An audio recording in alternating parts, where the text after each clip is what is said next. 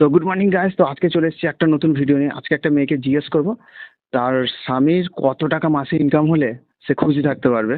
তো চলো, দেখা যাচ্ছে ওখানে একটা লাল ড্রেস পরে মেয়ে দাঁড়িয়ে আছে, চলো তার কাছে যাওয়া যাক। চলে এসো। তো ম্যাডাম, আপনার সাথে 5 মিনিট কথা বলে যাবে? হ্যাঁ, বলুন না। আচ্ছা, আপনার নামটা কি? আমার নাম মামুন। ও, থ্যাংক ইউ।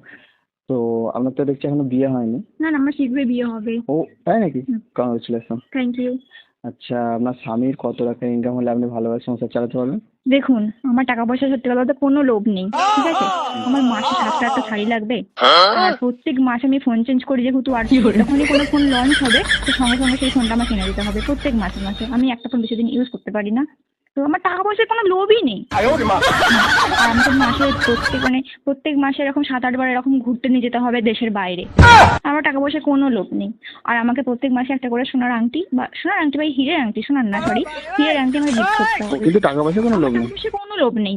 আমি জাস্ট এইটুকুই, আমার 6 তলা বিল্ডিং বাড়ি হবে ব্যাস। আমার টাকা পয়সার সত্যি কোনো লোভ নেই। টাকার লোভ নেই। না, আমার টাকা লোভ নেই। আমার তাহলে এগুলো এইটুকু থাকলেই আমি সন্তুষ্ট। খুব ভালো ভালো। দেখা হবে আবার। টাকা পয়সার কোনো লোভ নেই। আমার টাকা পয়সার কোনো লোভ নেই। ঠিক আছে।